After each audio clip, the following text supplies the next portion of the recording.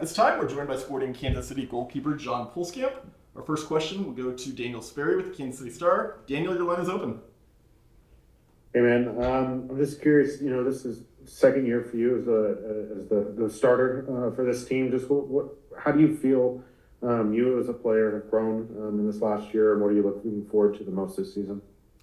Yeah, I think I've grown a ton as a player. I've always said this, that training reps is where you build your foundation. It's very important, but at the end of the day, it's the game minutes and game experience that I think really helps develop players and really helps players take the next step.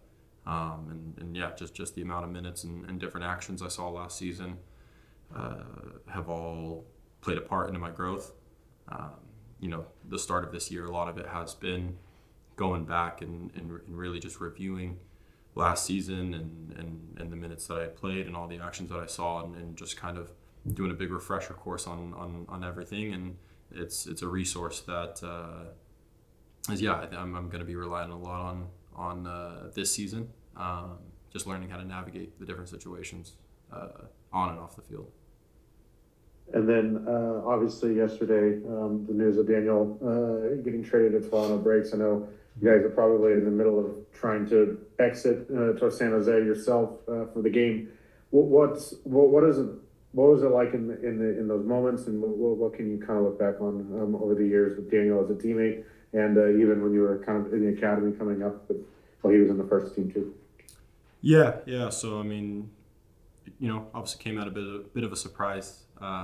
Daniel, especially in the recent years, has been one of my closest friends. He's a great teammate, excellent player, and just a really good person. Can't say enough good things about the guy. I'm gonna miss him a lot. So there's definitely that element where I'm a bit sad losing the player that he is and the person that he is. But if this is good for Daniel, I'm happy for him, which I believe it is, and everyone. But yeah, I'm happy for him. But there's definitely the sadness that goes along with losing somebody that you've worked with pretty closely for the last 6-7 years. Next question will go to Alvaro Alvarez with Telemundo KC. Alvaro, your line is open. Thank you. Hey, John. So based on your experience playing for this team in previous years, how do you see the group now for this first game of the season after the preseason, after all the changes? Mm-hmm. Yeah, I think we have a good group, right? We have a good group of young, motivated players. We have a lot of youth, which brings energy and competition, which is always a good thing. I think myself included and everyone on this roster right now needs to be looking at the situation we're in as just endless opportunity. Everyone's job is up for the taking, and that will result in players coming in every day to fight for their job.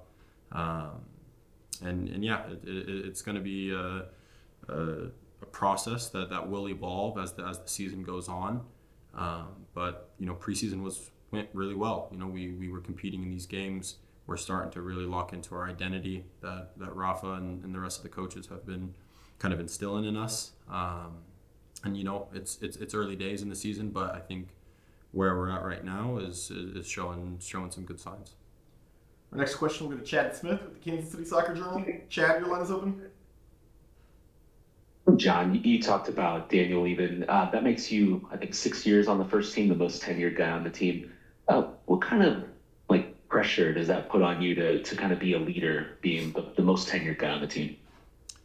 Yeah, I think, I wouldn't necessarily refer to it as pressure, but, I have been here for a while now, which isn't something that we necessarily have in this roster about, being within this club and knowing how this club is operated.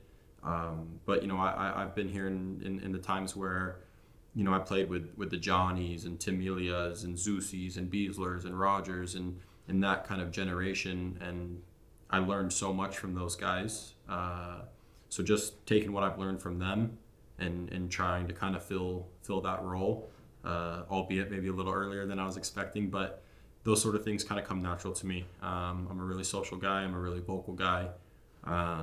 So I have no problem stepping in the locker room and having these discussions that need to be had at times. So yeah, just taking what I've learned from them and just kind of trying to emulate them as much as I can. And then last season, it seemed like Kerry asked you to maybe play the ball long a lot, but it looks like maybe Rapha wants you guys to go short and play out of the back more often. What have you done to work on that part of your game? Yeah, it's a part of my game that I'm actually quite confident in and do enjoy.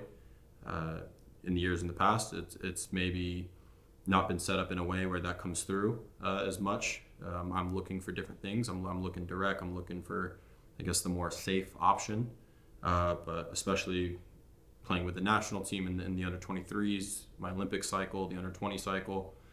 These were all teams that played a very similar style to what Rapha's bringing. So it's not anything new for me. It's something that I have done successfully with the U.S. team and feel quite confident in. So I'm actually quite looking forward to playing in a more cohesive way with the ball in the back. Our next question will go to PJ Green with the Kansas City Star. PJ, your line is open. Hey, John, just on that note of, you being a leader and kind of stepping into that role, I mean, you and, Steven and Jaw, y'all are some of the last kind of guys that carried over from that last regime just through all the changes. Just what's that been like, just having to learn new everything from coaches to technical staff to players? Yeah, it's been an experience for sure. And, it's been, I guess, my first real experience of such large turnover. My whole professional career has been here at Sporting, and there's always been more familiar faces coming into the season than there has been this year. But I'm also fully aware that that's part of sports. That's part of the industry that I'm in. You have to be able to adapt to meeting new people, to new coaching styles, to new personalities. So yeah, it's been a good experience, and quite frankly, I think it could be a positive thing in the sense that everyone's coming in fresh, everyone's coming in new, and they're fighting for their jobs. It's kind of like first impressions all around. So, it's no more relying on I guess reputation or things of the past. It's right here, right now. You gotta prove it and fight for your spot in the present. Next question will go back to Daniel Sperry. Daniel, your line is open again. Hey, man, kind of along those lines, I'm just curious what you've noticed in general in the difference in the way that this first team staff operates in terms of routines, philosophies, coaching up you guys. Like, what's been some of those differences, and do you feel like it's been like some of the changes and differences have been positive?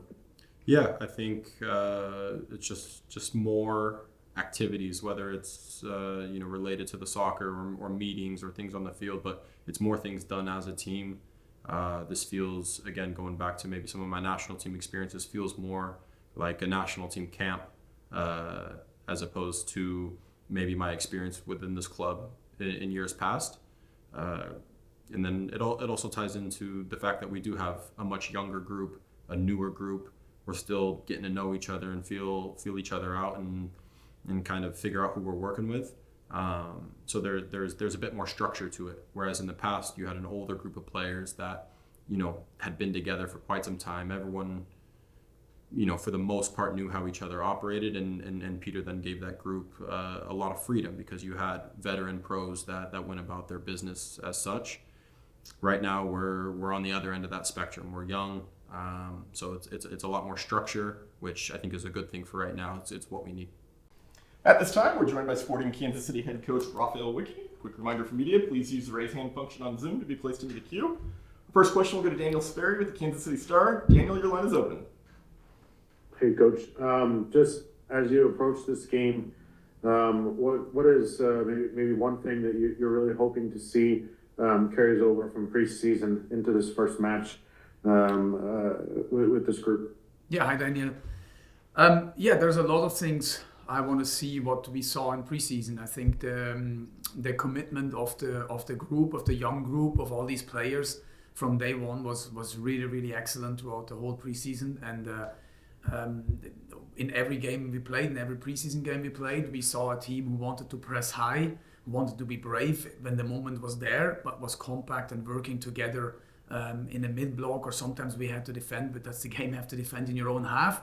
but and actually try to play up from the back, not just for the sake of playing out of the back, but because we want to either try to accelerate and create chances or somehow gain control. So those are some of the topics we train and talk about, and that's what we want to see. I mean, in the end of the day, I want to see again a committed group working together, helping each other, playing for each other and with each other. I think that is what I want to see. And then maybe for you personally, what's the excitement level, the intrigue? I know, first official game with a new club. What are the thoughts and feelings that are kind of going through your head right now? Yeah, excited. I think like every player, every staff member, right? I mean, preseason is fine, it's good, but we wanna play and we wanna compete, and so we're happy. This was this is week six of preseason, going into game one. So we're happy that part is over, and now we can compete. And I'm excited that it's finally starting, and I'm excited to see how these young players, a lot of those young players react and can take their chances, because like I said from day one, it's a big opportunity for every player, for young player, for new players coming in, and I'm excited to see them. Our next question will go to Alvaro Alvarez with Telemundo KC. Alvaro, your line is open. Thank you. Gracias, coach, por darnos la oportunidad de conversar. Bueno, la pregunta era básicamente que me dijera en español lo que dijo en inglés, de que, o sea, qué espera ver de los muchachos de la plantilla en este primer partido frente a San José. Y bueno, quizás algunos dicen que no va mucho por el scoring, ¿no?, esta temporada, pero ¿qué sentimiento, qué motivación ve entre los jugadores jóvenes que tiene la plantilla y la plantilla en general para afrontar esta temporada? Bueno, Álvaro, lo que quiero ver es lo que he visto en las 5 semanas de pretemporada. Un equipo que tiene el commitment de lo que queremos hacer, con balón, sin balón. Un equipo que juega junto, que trabaja junto, que es tan sólido en el campo, y cada uno trabaja por el otro. Y eso hemos visto en cada partido, independiente del resultado de los partidos de pretemporada. Y eso es lo que quiero ver mañana también. Y pienso que es lo más importante, que vemos un equipo que trabaja junto, que cree en sí mismo, y que si hay un problema en el campo, que hay un jugador que está acá para ayudar. Y todo eso con balón y sin balón. Y por los 5 semanas de pretemporada hemos visto eso en cada partido, y ahora queremos ver lo mismo. Our next question will go to Chad Smith with the Kansas City Soccer Journal. Chad, your line is open. Daniel Shalvey obviously just got traded yesterday. I wanted to see kind of how does that affect a team's game plan when he's been with you throughout all the preseason, and then suddenly he's not with the team anymore. Yeah, Chad, that's a good question. Of course, in the short term or in the timing, that hurts to lose an important player 3 days before the game. But yeah, my job, and I said this through all the preseason, my job is to prepare the team, work with the team, work with the players we have. And as soon as I knew that the possibility is there that Daniel will maybe leave us, my job is to look for other solutions. What can we do? Do we have to change anything, or who could replace him there? Which player can step in? And that's where my focus is. I'm really focused and excited about the players we have, and they're here. And I've said this throughout all preseason, and that's also my focus since I know that there was a possibility for Daniel to leave. Now, of course, the timing of something like that is for sure not ideal, but I cannot control that. So that's why my energy goes to the players who are here. And then, with it being a new season, have you announced who's going to be the captain of the team yet? I will announce this afternoon to the team. The players who are in the captain's group, they know that, but I will announce that this afternoon. So I hope you respect that I will not announce this here publicly before telling that to the team.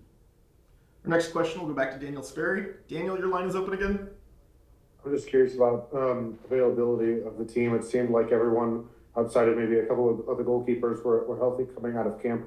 Do you have everyone available? And considering the roster state, will you need short-term loans at all for this first part of the season? Yeah, so the first question is we have 2 players questionable. It's Zoran Basong and Stefan Afrifra, who are both questionable. We will see today after training where we stand. Lasse Berg obviously is not yet qualified to play with us.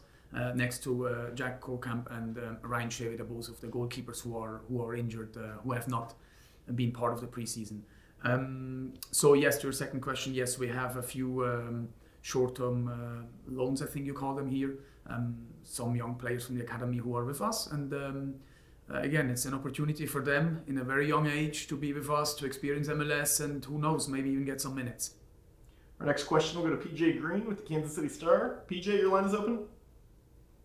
Hey, Coach. You've done this a few times now. First game with a new club.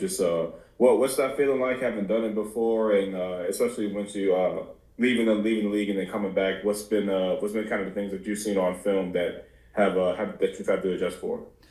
Yeah, PJ. It's a first game, but it's a game, right? We have done a preseason. My experiences in preseason all over the clubs I have played and also coached.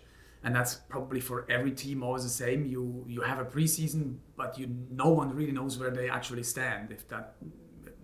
It's not different in Europe or different here in the MLS, because it's preseason. You rotate a lot of players. You're not going fresh into the preseason games. So all of that, I think, is for most of the teams similar. But what I have seen in preseason.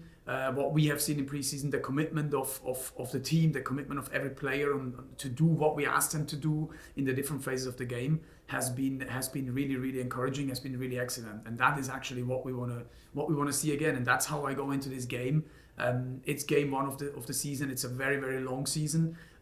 So the focus is, hey, let's be ourselves. Let's be ourselves tomorrow. Let's believe in ourselves. Let's believe in our group, and let's play the way we actually did those 5 weeks of preseason. Last question for Rapha. We'll go back to Chad Smith. Chad, your line is open again. Coach, you also added a couple players the last 2 days in Taylor Calhera and Ethan Bartlow. Obviously, Bartlow was with you all preseason. Can you kind of talk about what you think he'll bring to the team, and then how much you've seen from Taylor so far? Yeah, Ethan has been with us all preseason. He's an experienced player who has a lot of games in MLS and played for other teams, so he knows the league. He has done every single training session with the team, has had minutes in almost, I think, every game, has done well, is a really good person as well in the group, has really been accepted from day one in this group, and adds a lot of experience and quality to this group. So we're very happy to have him. And Taylor Calhera is obviously a young upcoming striker who has scored many goals in USL and is now with us. We've had him for a couple of days in training, and it's a great opportunity for a young domestic striker to be in an MLS team and to prove himself and to add something for us. One thing is for sure, Taylor knows where the goal is. That's his strengths in and around the box. He has proven that in the USL as well, and that's what we're gonna hopefully see from him as well. But first, it's always they have to come. We have to integrate them. We have to give them time as well. But we're excited to have him here with us. At this time, we're joined by Sporting Kansas City General Manager and President of Soccer Operations, David Lee. Our first question will go to Daniel Sperry with the Kansas City Star. Daniel, your line is open. Hey, David, just kind of wanted to talk about the trade of Shallowy first. If you could just kind of walk us through how that process came about and ultimately the decision that was made, maybe from Daniel and from the club's perspective, to trigger that transaction. Yeah, thanks, Daniel. So I think first off, before talking about transaction, I do want to take a moment to put on record. I know it was in my quote as well, but thank Daniel for everything he did for Sporting Kansas City. I know it was before my time, but he's been an integral player for this club for a long time, becoming a homegrown player and playing a huge amount of games. And so decisions like this are never easy. How it came about really was Toronto approached us and expressed some interest in Daniel. And then those conversations sort of exemplified over the weekend and then went into Monday and Tuesday of this week. And eventually we came to a position where we had a transaction that we felt made sense for us financially. And then we had a conversation with Daniel, and through those conversations with Daniel and his agent, it was an opportunity that he was also interested to explore, and so we're able to finalise a transaction yesterday. I think it's, as I said, there are difficult transactions when you lose players that have been with the club for a long time. But from our perspective, we had a player that was in the final year of his contract. He was our highest paid player outside of our DPs. And so there becomes a point where my job is to manage the sort of medium to longer term of the organisation as well. And I think we had 14 players that ended up leaving us at the end of last season through not extending contracts or declining options. And in MLS, it's really important that when you do have these opportunities, you have to try and take advantage of them in order to give you the resources and flexibility to continue to invest in your roster window after window. So it wasn't an easy decision. I do think in the end, it's a move that benefits all parties, Toronto, Daniel and ourselves, and we will be absolutely wishing Daniel a huge amount of luck in Toronto and looking forward to following his career there.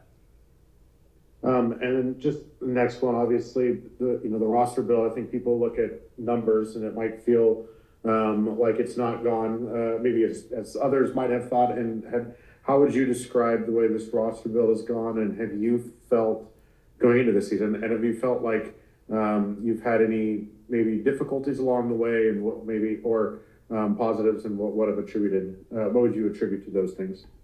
Yeah, I would say window's not closed, but I certainly would characterize it as a challenging window so far. We've still got a month left. We wanted to be further along than we are with bringing in players, and we still have some work to do to get the roster to where we want it to be. Having said that, I'm really pleased with the transactions that we have done. I think we've got a great group of guys in our locker room that have been unbelievably committed, and the effort, quality, and everything they've shown in pre-season has given a lot of cause for encouragement for those of us who have been fortunate to be around and see every single day of training and the games that they've played. But for sure, we're still active in the market. We're still looking to add a number of new players. There are some dynamics in the internal market that have maybe impacted some things. Price of international slots has gone through the roof this off-season with challenges for players getting green cards. It's impacting maybe the volume of players. We still have 5 international slots open, so we've got plenty of space to bring players in. But all of those pieces are some of the challenging dynamics we've had. And I think, like any window, I've been through a lot now in my career, and none ever go quite as smoothly as you want, and certainly this one has been more challenging than I hoped so far. But I'm really pleased with the work we have done, and I'm very confident in what we will have when the window closes, and then how we will position ourselves for both the summer and the winter following. Our next question will go to Alvaro Alvarez with Telemundo KC. Alvaro, your line is open. Thank you, David, for the opportunity to speak with us. So, right now, what is the urgency for Sporting Kansas City to fill the roster spot that you have available in terms of competing with the league, or you prefer just waiting for the right opportunity to come and maybe reinforce the roster in the coming window? I think it's both, Alvaro. I think there is an urgency to enhance our roster within this window, and I know that we will do that. Also, we have to make decisions that are going to benefit the club for a long time to come. We're in a position where we have flexibility in our roster for probably the first time in a number of years. One thing that we cannot do is to bring players in that will prohibit us from continuing to strengthen the roster year after year by either signing the wrong player to the wrong contract or the wrong value. And so we've been pretty diligent in trying to make sure that the players that we do bring in are the ones that we're really, really excited about and that fit how we're going to model our salary cap and build our salary cap. So there's urgency to get players in before the end of the window, and I know that we will do that to help the group that we have. But we also want to make smart long-term decisions as well. And I believe that the group we have now, the group we have by the end of the window, the group that we have come the summer, and the group that we have moving forward will be able to be competitive, because that is the goal and the aim right now is that we want to be competitive. And the signs that we've seen through preseason so far, I think we've been able to see a group that have been competitive. It's preseason, the lights come on now and the real games start in the season, so we will be able to get a better assessment and a better feel for some of our younger players that might be playing more minutes than they have done in their careers to date. But I'm excited to see how they'll react and they'll develop. Our next question will go to PJ Green with the Kansas City Star. PJ, your line is open. Hey, David. Just from looking at the roster and all the transactions, I mean, obviously the effort has been made to get younger on this roster through the past few years. Was that a concerted effort, and just what's that gonna be like, or is the hope to kind of see guys develop and grow, like, kind of as the season goes on, and as their time here goes on? Yeah, I think you're right, PJ. Thanks for the question. There's been a huge effort over a number of years, but certainly in this transfer window, to make sure that players that we're bringing in my opinion, in our opinion, are going to be hopefully with us for a very long time. Maybe not all of them will be, but we want to build the core of our roster that's going to set us up for 26, 27, 28 as we move into the new schedule and beyond. And so for that, it's really important that we find guys that are entering the peak age of their career, or getting the opportunity maybe is slightly younger. Somebody like Justin Reynolds, for example, or Ian James was here already, but as another younger player that's had a lot of opportunity through preseason. So I think one thing that's maybe a little bit not spoken enough about in MLS is player development. Player development is absolutely critical. It's critical for a number of reasons. One, it's a way that we can develop and enhance our environment by giving opportunities to players who are growing. Also, there is a reality that when you develop players, it can give you more assets to go and invest in your squad. We don't. I think it became public a few weeks ago, all the general allocation money totals for every team in the league, and I think Sporting Kansas City was 17th in the league.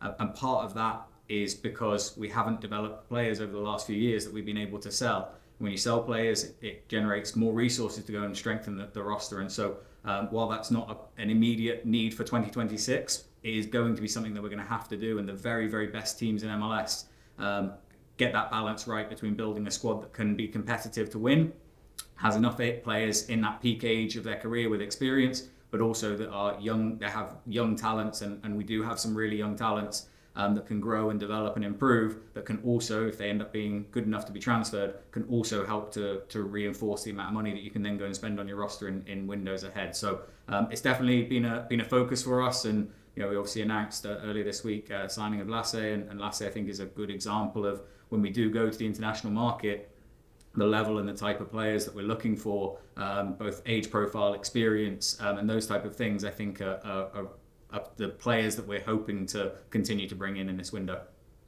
Our next question will go to Thad Bell with the Kansas City Soccer Journal. Thad, your line is open. Hey, good afternoon, sir. Couple questions. First is, I know you have expectations to still be looking for players in this window, but do you have any expectation of how many you may be able to bring in this window still? It's a little bit difficult to give a number.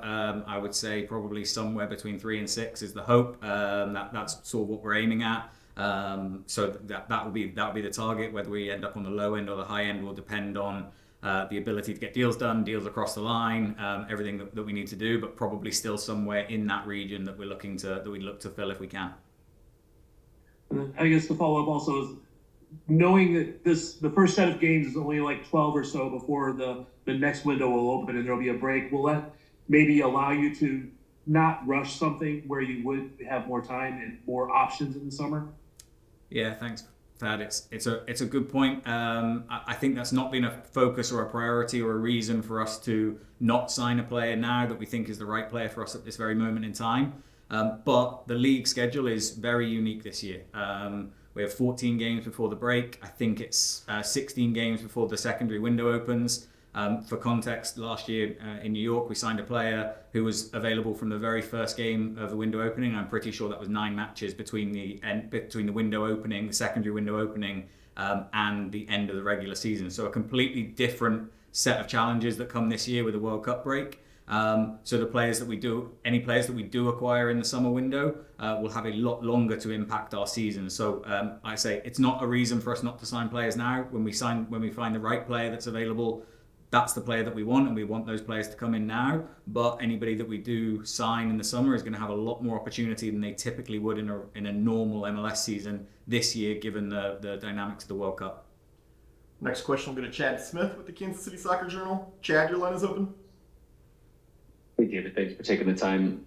I have a couple questions. The first one, how have you felt that things have been different in terms of recruiting players into New York City FC versus Sporting Kansas City?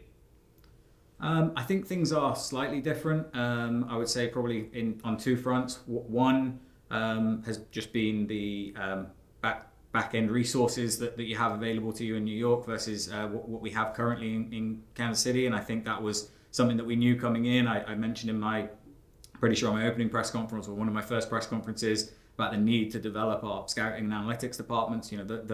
Those are still very, very small here, and so that is an area that we have to improve and we have to get better. That will enable us to have smoother transfer windows. They're never smooth, even with a fully functioning and built out scouting department. You still go through challenges. So I think that's been one area that is different than New York. I think the one part that I wasn't sure of, honestly, when I came into this role was how would it be sitting across a player and convincing them to come to Kansas City. I've done it for a long time in New York, and I have to say, we sat across from a lot of players and had lots of conversations, and the level of interest in our club and in our city and our organization, when you show anyone the facilities, when you talk about the things that are happening in World Cup in Kansas City, and immediately, we're a internationally recognized city in soccer, and so that part I was unsure of, and I have to say has been really a pleasant surprise for me. The players, our agents, everybody is really open and interested in what we're doing and our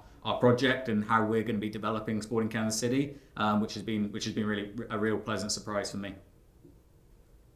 And then you mentioned building out the staff. There was an announcement of a couple of data analysts the other day. Can you kind of tell us what is their role and where are you in building the rest of that front office staff alongside yourself? Yeah, so we hired two performance analysts, Kyle from Charlotte and Chris from Cincinnati.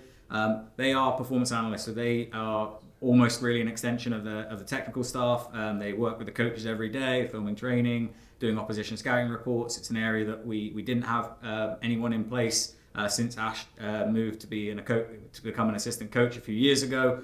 So I knew that was an area that, in order for us and to help our coaching staff as best as possible, we really wanted to add into those roles immediately. A major focus for me when I was coming in was to make sure that any staff, the priority for us, the staff that were going to join us, would be the ones that were going to be around our players every single day. So we're able to have our coaching staff in place from the first training session. We were able to have Kyle and Chris join us in preseason. So the people that are around our players, that are really helping them on the pitch every single day, have been with us for the whole of preseason, which was the focus. That has pivoted and started to turn, and conversations with owners around how we build out our staff have happened, and so there's going to be a lot more work both in scouting analytics over the coming weeks and months to make sure that we modernize and prepare the back end resources that we have in both of those departments. So more to come, but more, yeah, we'll certainly be hiring some people into both of those departments as we enter into summer window and then in the fall as well. Last question for David. We'll go to Alvaro Alvarez. Alvaro, your line is open again.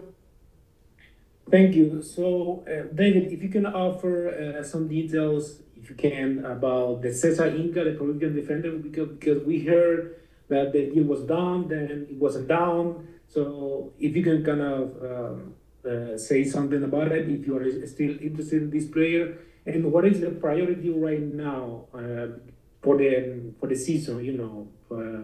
In terms of you hire a midfielder and maybe a defender. So what is the priority? If you need to prioritize somebody, what is the priority for you guys? Yeah, so I'll take the first question first. Normally, I would not comment about players that are under contract at another club. In this instance, I will slightly change that, and it's because the other club in this instance, through the entire negotiation, decided to put everything into the public domain, which I don't think is professional or acceptable in how we do business. It's a player we were interested in, we really liked. We had conversations. Right now that is not progressing. We felt like we got really close to acquiring him and thought it was a good deal for everybody involved, but unfortunately that has now stalled. In terms of priority positions, I would say we're focused probably in three areas right now. Central defence, we'd like to add at least one new player into that position, potentially more, to add competition in that area. We also would probably like to add another midfielder. And then wingers. Wingers is something obviously we brought in Calvin this off season with the departure of Daniel. Now we know that wingers is a focus for us. So they're going to be the priority positions that we're going to look to address hopefully before the end of the window.